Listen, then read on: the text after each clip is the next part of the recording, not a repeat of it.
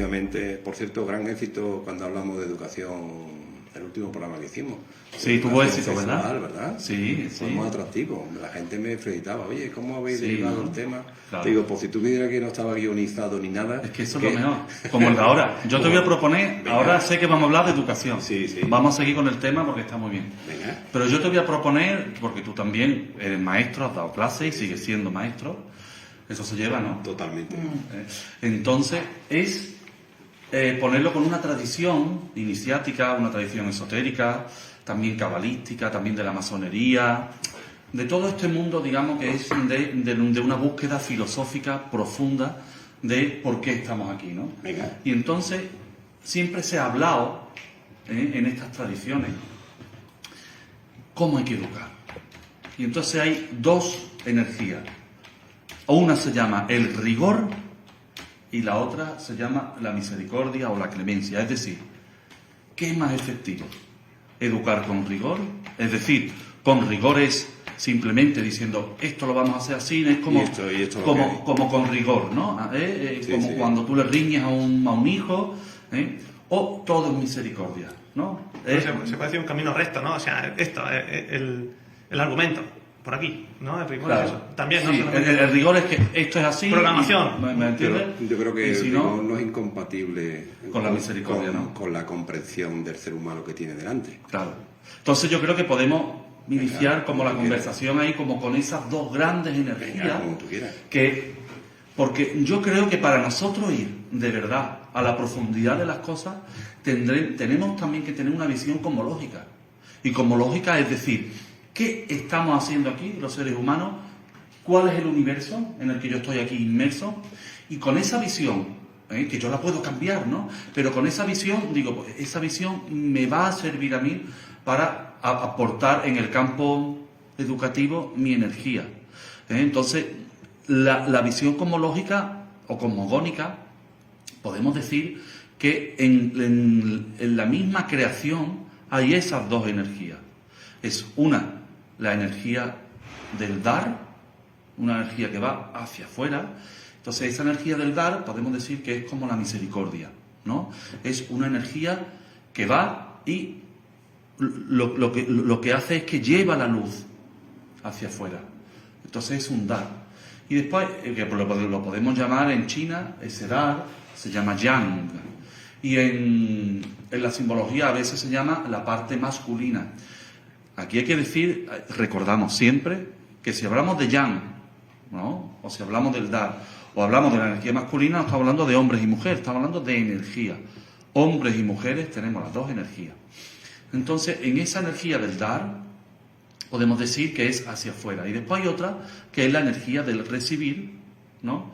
Y es como contraer esa energía. Es como yo estoy dando, pero ese dar también lo contraigo de alguna manera. Porque imaginaros que yo lo doy todo. A veces demasiada luz, eso lo estuvimos hablando en el programa anterior, aquí tenemos al maestro óptico, ¿no? Que demasiada luz ciega, ¿verdad? Totalmente. Una luz muy potente produce ceguera. Totalmente. Es decir, si yo a un niño le doy todo, le puedo producir ceguera. Por ejemplo, si yo estoy enseñando música y me digo, mira, te voy a enseñar a tocar la guitarra. Mira, hoy vamos a aprender esto. Y empieza a hacer escala para arriba, escala para abajo y le toco las obras más difíciles que hay. El concierto de Aranjuez, ¿no? Rodrigo, empieza a tocar ahí a Joaquín Rodrigo. Y se lo doy todo y le digo, y ahora, venga, para el próximo día. ¿Qué hago? Lo parto, ¿no? Lo funde, lo quema. No es un receptáculo. Le crea impotencia, le crea... Claro. No, lo funde. Entonces, tenemos un hecho del dar, pero también tenemos que, entonces, formar al alumno para que reciba. Es decir, para que pueda recibir esa luz. Entonces yo tengo que ir dosificando la cantidad, ¿no?, de luz que puedo ir aportando, y lo que tengo que ir enseñando, ¿no?, o formando al propio individuo que está enfrente, que va a recibir esa luz, a que pueda comprender esa luz. Entonces eso tiene que ir dosificado, porque si no va dosificado, la educación en ese momento se parte y el niño abandona. Cuando el niño no dice, es que no entiendo nada, ya abandona. No es cuando los niños dicen, a mí las matemáticas me van mal. No. Y ya es toda la vida diciendo que me va mal. Negación total. Y lo niega y le va mal porque ya lo ha dicho, ¿no? Ya ha cerrado. Y se cerró. Ha sacado una conclusión y ya está. Claro, saca su conclusión, dice, esto yo ya no lo es, y entonces uno es lo que piensa, ¿no? No es lo que es. Bueno, uno es lo que es, pero después uno se va formando como lo que piensa. Entonces, si yo pienso algo distinto a lo que soy, y entonces nadie es malo en matemática, porque todos tenemos un infinito potencial. Estoy de acuerdo. ¿A que sí? Nadie es malo en matemática. Entonces, ¿qué piensas tú de esas dos maneras? De ese rigor, ¿no? De esa misericordia o de esa energía del dar y esa energía del recibir. Bueno, también vamos a meter aquí el tarot, evidentemente. Hay una carta, la carta de la educación generalmente se suele poner en el grado 5, en el Papa. Pero el Papa, si miráis, es un ser que da. Y está dando, tiene a sus 2 discípulos abajo. Entonces, hemos dicho que el problema también es que el mismo Papa, en el hecho de estar dando, tiene que saber recibir. Si no va a equilibrar eso, en el momento del acto educativo, yo tengo que estar recibiendo de la persona también que estoy educando, porque esa persona también es un foco de luz. Entonces, al yo transmitir, tengo que ir recibiendo. Entonces, lo primero es preparar al receptor que pueda recibir la luz que le doy, pero yo también abrirme a una luz nueva, que en el momento que está llegando allí está rebotando en mí y me está provocando también más luz a mí. Entonces ya no se convierte, como hemos dicho muchas veces, en el acto del Papa, que si es simplemente el dar y el otro recibe, es uno está arriba, el otro está abajo, y por eso la contraparte del Papa es el diablo, en el tarot, de la 5 con la 15, ¿no? Otra vibración, y entonces lo que hago es que esclavizar al otro. El otro se queda dependiente de mí. Entonces, pero si yo no creo esa dependencia es porque va circulando esa energía del dar y yo también recibo. En ese momento el Papa deja de ser Papa, sube por esa columna del conocimiento, sube por arriba, subiendo en 3 arcanos, que serían... Ahora vamos a introducir otro concepto, la ley de las columnas. Yo sé que esto es un poco complicado, pero el tarot es un corpus mental que ayuda, es una máquina de pensar, como dijo en su momento Alejandro Jodorowsky, que también es cabalista. Entonces, en esa quinta columna, 5, 12, 19, en esa me llego al sol. Entonces, en ese momento en el que yo estoy dando y recibiendo, en ese dar y recibir al mismo tiempo, yo estoy aprendiendo de la persona, del alumno o de la alumna. Entonces aparece la carta del sol y la relación es horizontal. Ahí en ese momento es como si fuera una comunicación de ser a ser. No hay uno que sabe y uno que no sabe, sino los dos saben con la excusa de que uno va a transmitir un conocimiento, es decir, va a empezar la transmisión de la luz con la excusa de tener un conocimiento, es decir, yo sé tocar la guitarra, por ejemplo, es una excusa, yo te digo ¡fum! Y envío esa luz y empiezo ahí a explicarte algo. Pero eso voy a recibir algo de ahí. Y cuando yo estoy diciendo eso, no es una teoría, sino yo me lo estoy diciendo a mí, ahora mismo, porque esta tarde yo voy a dar clase.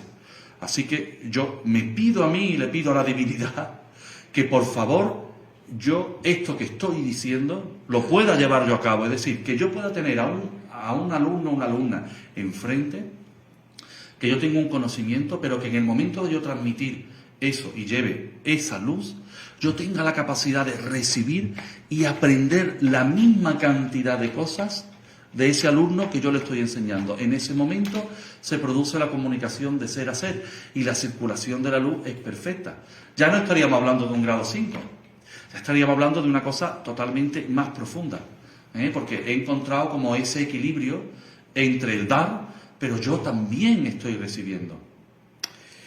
Yo entiendo que bien lo explicas, ¿no? El rigor no significa imposición, y menos la educación ni la enseñanza. Por supuesto, hay que ser rigor pausadamente, progresivamente, porque ese rigor le va a servir para luego, para establecer una personalidad que te va a hacer falta la vida.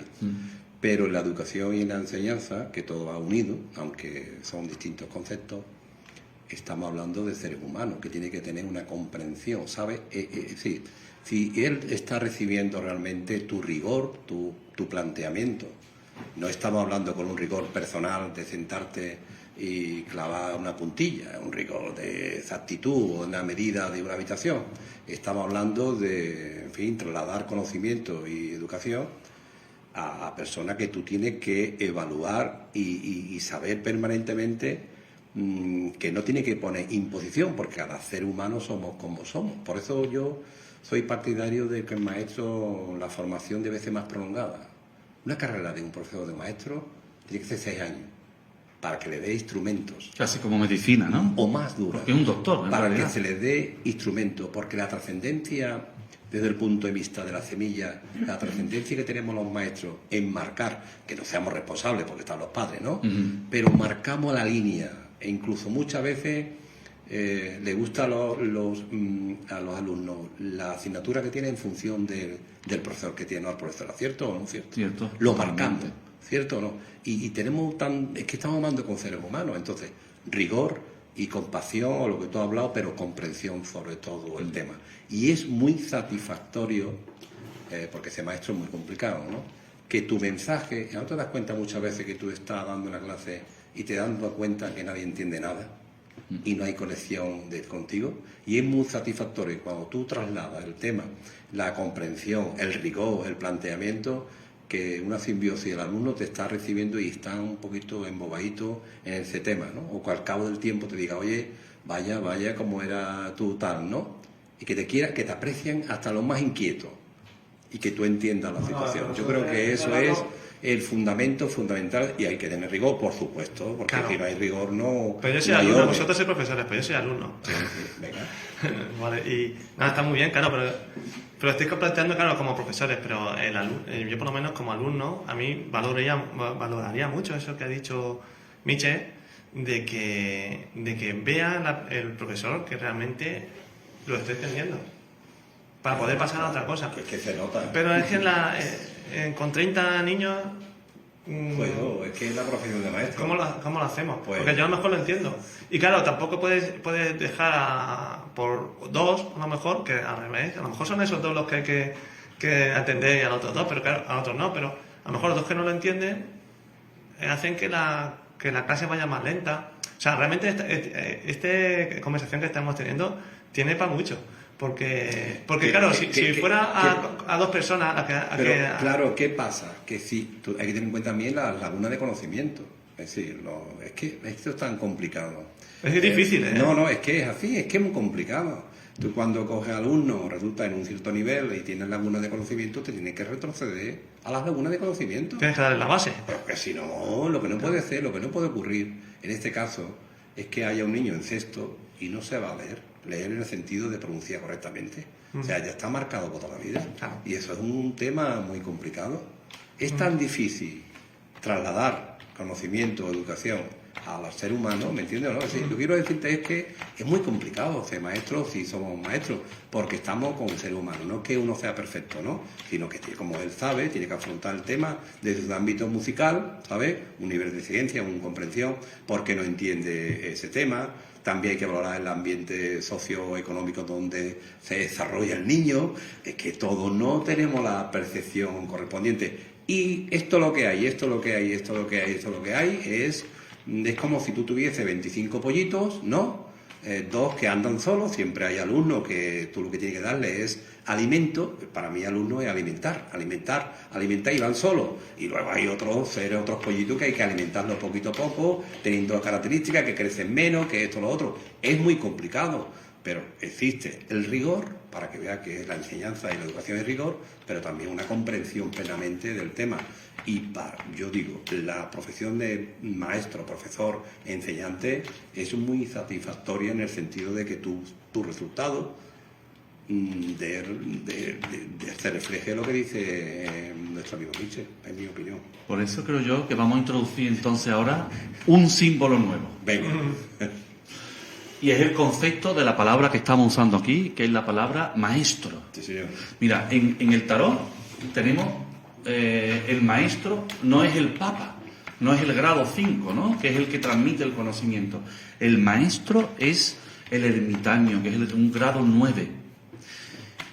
Entonces tú decías, y yo creo que lleva toda la razón, dice, es que una carrerita de 3 años, ¿no? Como era antes, Claro. para estudiar, ahí tampoco adquiere los conocimientos. Yo no creo ni 3 ni 10, es toda la vida, ¿no? Sí, hombre, Porque 103, es claro. para uno convertirse en maestro. Lleva toda razón. ¿Pero maestro de qué? El concepto de maestro de la antigüedad. ¿Eh? Entonces, no es el maestro de ahora, que muchas veces no es vocacional en sí, ¿no? ¿Eh? Uno coge con 18 años y dice, ¿qué es lo mejor para trabajar? Y dice, mira, pues si me gano unas oposiciones, yo, ¿no? Y entonces dice, ya tengo mi sueldo fijo. No, no es como una vocación, es como para tener como una comodidad, ¿verdad? No creo que ande por ahí. Yo creo que debe de ser una vocación como lo era antes. Las personas, había personas que decían, yo quiero ser maestro. Y en ese momento se convertían en maestros.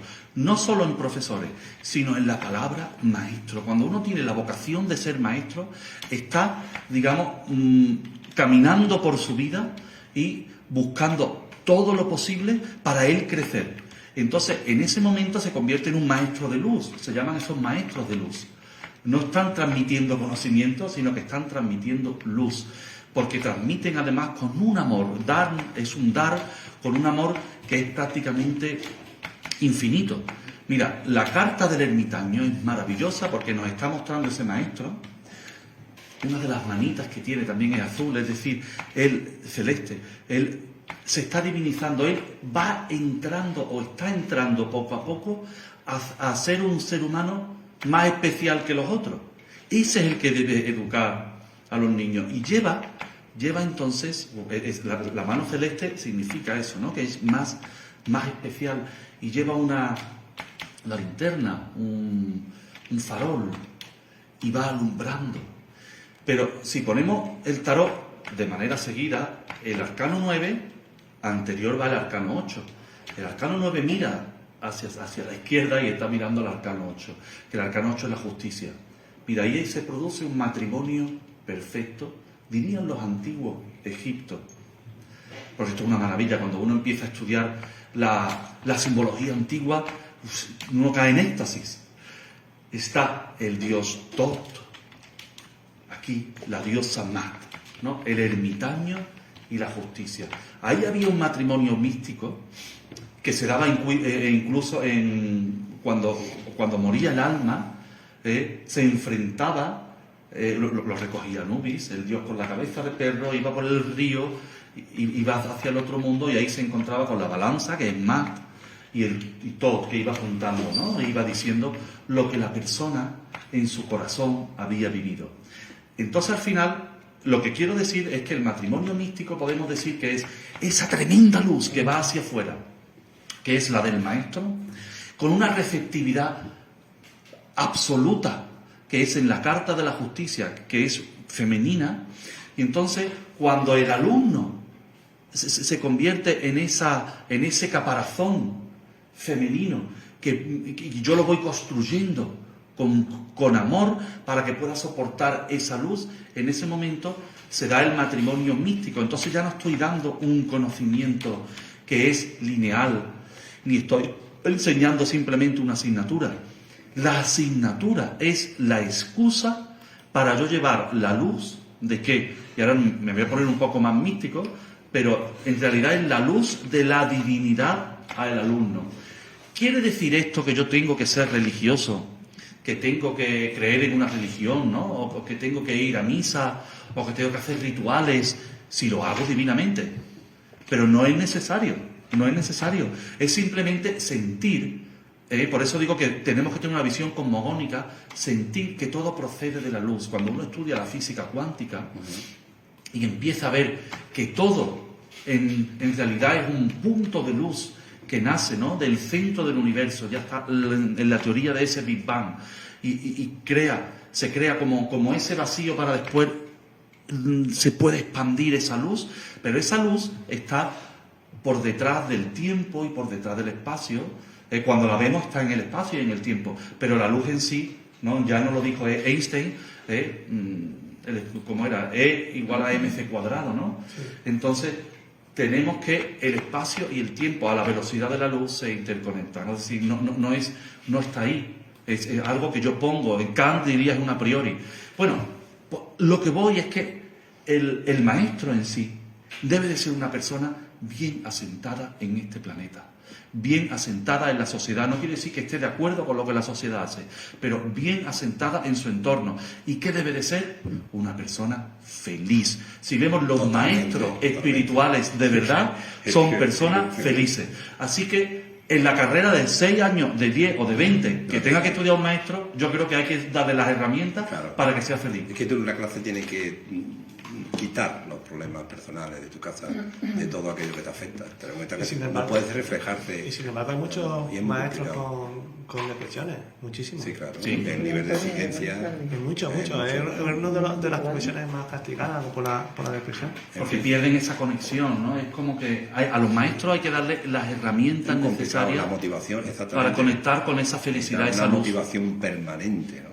Porque hay muchos factores en la clase. La motivación permanente, yo creo que la da el hecho de tú sentirte transmisor de una luz que es superior a ti y que estás tú encajando en el plan cosmogónico de la vida. Y si ponemos a alguien que anime a los profesores. Hombre, claro. Sí, darle herramientas. Herramientas hay muchas. Mira, yo uso el tarot, está la cábala, está el yoga, mira, hay cientos de herramientas. En la Edad Media estaba el cristianismo esotérico, también está el gnosticismo, por otro lado. Mira, herramientas hay. Cuando uno busca, las encuentra. Y uno tiene que buscar la herramienta que vibre. Y entonces, cuando un maestro encuentra una herramienta, ya tiene su camino. Se lo va forjando y simplemente, al llegar a clase, es un transmisor de esa luz. Él, digamos, como que se disuelve. Él no es ni el mismo. Entonces, ¿por qué va a estar triste? Si él está disuelto en algo mayor. Cuando uno está triste es cuando queremos que las cosas sean de una manera distinta. Pero cuando yo me disuelvo en lo que es y como es la vida, yo ya ni estoy triste ni estoy alegre, estoy feliz. Continuaremos con este tema, muy interesante, a mi criterio, ¿no? Muy interesante.